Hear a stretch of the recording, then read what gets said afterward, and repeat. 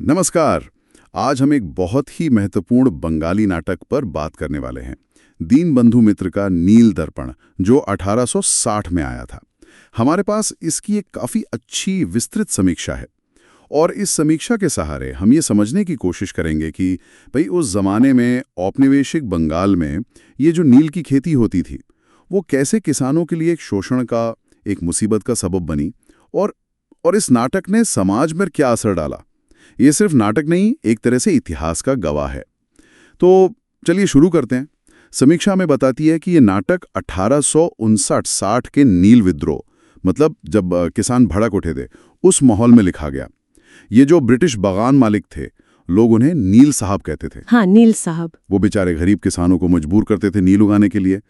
पैसा देते थे बिल्कुल नाम का, एडवांस में, और फिर ऐसे कॉन्ट्रैक्ट में फंसा लेते थे कि निकलना मुश्किल। बिल्कुल। और फसल की कीमत थी थम कि किसान कर्ज में डूबते जाते थे। पीढ़ी दर पीढ़ी जमीन चली जाती थी और जुल्म तो था ही। समीक्षा में इन बातों का जिक्र है। हाँ, और एक चीज जो ये समीक्षा साफ करती है वो ये है कि मामला सिर्फ इन नील साबों यानी अंग्रेजों का ही नहीं था। नाटक बहुत हिम्मत से दिखाता है कि कैसे अपने ही लोग, मतलब स्थानीय जमींदार और जो प्रशासन के छोटे मोटे अधिकारी थे, वो भी इस पूरे खेल में शामिल थे। अच्छा। हाँ, मिली भगत थी। ये कोई एक तरफा शोषण नहीं था, बल्कि एक पूरी, आप कह सकती हैं, व्यवस्था बन गई थी किसानों को दबाने की। तो मतलब किसानों पर दोहरी मार पड़ रही थी, अंग्रेजों की भी और कुछ हद तक अपनों की भी। ये मिली भगत कैसे काम करती थी? समीक्षा कुछ बताती है इस बारे में? हाँ, समीक्षा में इसका जिक्र है। बताया गया है कि कैसे जमींदार लोग अक्सर इन बागान मालिकों का ही साथ देते थे, शायद अपने फायदे के लिए। लगान वसूलने में सख्ती करते थे और अगर कोई किसान आवाज उठाता तो उसे जमीन से निकलवाने में मदद करते थे। ओह। और जो सरकारी छोटे अफसर थे वो या तो रिश्वत ले लेते थे या फिर ऊपर के दबाव में किसानों की सुनते ही नहीं थे। नाटक में ऐसे किरदार हैं जिसे गोलक चंद्र बसु का जिक्र आता है। उनका पूरा परिवार उस नील फैक्ट्री के मैनेजर की ज्यादतियों से तबाह हो जाता है। ये उसी लाचारी को दिखाता है। गोलक चंद्र बसु, ये कहानी तो वाकई दुखद लगती है। और समीक्षा में नोबिन माधव जैसे कुछ नौजवान किरदारों का भी जिक्र है, जो शायद किसानों की अगली पीढ़ी के प्रतिरोध को दिखाते हैं। हाँ, नोबिन माधव जैसे पात्र हैं जो थोड़े पढ़े लिखे हैं, जागरूक हैं और इस अन्याय के खिलाफ खड़े होने की कोशिश करते हैं। लेकिन समीक्षा ये भी मानती है, और ये सच भी है, कि ब्रिटिश बागान मालिकों का चित्रण काफी, कह सकते हैं, नकारात्मक है। लालची, हिंसक। हाँ, थोड़ा एक तरफा शायद। बिल्कुल। आज के हिसाब से देखें तो शायद थोड़ा मेलोड्रामेटिक या अति नाटकीय लगे। उनको एकदम विलन जैसा दिखाया गया है। समीक्षा इस बात को स्वीकार करती है, लेकिन हमें वो जमाना भी देखना होगा। उस वक्त के हिसाब से इस नाटक की जो भाषा थी, सीधी साधी गद्दे वाली भाषा, आम बोलचाल की बंगाली, वो अपने आप में एक क्रांति थी। अच्छा, कैसे? क्यों? क्योंकि उस दौर में ज्यादातर नाटक या तो संस्कृत से प्रभावित होते थे या उनकी भाषा बहुत भारी भरकम स्टाइल वाली होती थी। आम आदमी के पल्ले नहीं पड़ती थी। नील दर्पण ने पहली बार शायद किसानों का दर्द, उनकी असलियत उन्हीं की जुबान में स्टेज पर उतारा। समीक्षा इसी बात पर जोर देती है। ये जो यथार्थवाद था, जो सीधी बात थी, इसी ने नाटक को आम लोगों से जोड़ा। उनका दर्द सीधा दर्शकों तक पहुंचा। तो ये उस वक्त के लिए बिल्कुल नई चीज थी। और इसका असर कैसा हुआ? लोगों ने इसे कैसे लिया? असर तो जबरदस्त था।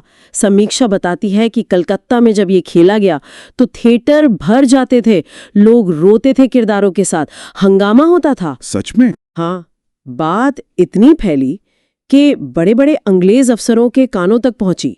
कहते हैं कि उस वक्त के जो वाइसरॉय थे, लॉर्ड कैनिंग, उन्होंने भी इसके बारे में सुना या शायद पढ़ा भी, और थोड़ी चिंता भी जताई कि भाई ये नाटक कहीं लोगों को भड़काना दे सरकार के खिलाफ। अरे वाह, वायसराय तक बात पहुंची। ये तो बहुत बड़ी बात हो गई।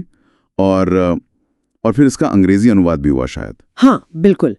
माइकल मधुसूदन दत्त, जो खुद बड़े कवि और लेखक थे, उन्होंने इसका अंग्रेजी में अनुवाद किया। इससे क्या हुआ कि नाटक का संदेश सिर्फ बंगाल तक नहीं रहा, बल्कि बाहर भी फैला। जो लोग अंग्रेजी पढ़ते समझते थे, उन तक भी यह बात पहुंची। तो मतलब इसकी पहुंच और बढ़ गई। हाँ, हालांकि उस अनुवाद को लेकर भी कुछ थोड़ा विवाद जैसा हुआ था बाद में, पर उसने नाटक के असर को कई गुना बढ़ा दिया। आज भी इसे भारतीय राष्ट्रवादी साहित्य के शुरुआती और बहुत प्रभावशाली रचनाओं में गिना जाता है। तो ये सिर्फ एक दुख भरी कहानी नहीं थी, बल्कि इसने लोगों में एक तरह की हिम्मत भी भरी होगी अन्याय के खिलाफ। ये समाज और राजनीति पर कितनी गहरी चोट कर सकते हैं। समीक्षा भी यही कहती है, भले ही नाटक का अंत थोड़ा दुखद है, उसने गांव के उस दर्द को आवाज दी जिसे कोई सुन ही नहीं रहा था, और किसानों के मन में कहीं ना कहीं ये बात डाली कि इस जुल्म के खिलाफ खड़ा हुआ जा सकता है। ये सामाजिक यथार्थवाद, और जिसे हम प्रोटेस्ट लिटरेचर या विरोध का साहित्य कहते हैं, उसका एक बहुत बड़ा उदाहरण है। इसने आगे आने वाले लेखकों को भी रास्ता दिखाया। तो सार ये निकलता है कि नील दर्पण सिर्फ एक नाटक नहीं है, ये 19वीं सदी के बंगाल की एक तस्वीर है। उस वक्त का आर्थिक शोषण, सामाजिक अन्याय और जो अंदर ही अंदर एक विरोध पनप रहा था, उसका एक जीता जागता दस्तावेज है। समीक्षा इसे इतिहास का एक बहुत जरूरी पन्ना मानती है। भी तो सत्ता को भी हिला सकती है। ये अपने वक्त का आईना था, एक बहुत जरूरी आईना। और जाते जाते शायद हमारे श्रोताओं के लिए एक सवाल छोड़ जाएं। क्या आज के दौर में, आज के समाज में कला, चाहे वो साहित्य हो, सिनेमा हो, नाटक हो, क्या उसमें अब भी वो नील दर्पण वाली ताकत है कि वो समाज की कड़वी सच्चाइयों को ऐसे ही बेबाकी से सामने रख सके, सिस्टम पर सवाल उठा सके और लोगों में जागरूकता और बदलाव की वैसी ही तीव्र इच्छा जगा सके? इस पर सोचिएगा जरूर।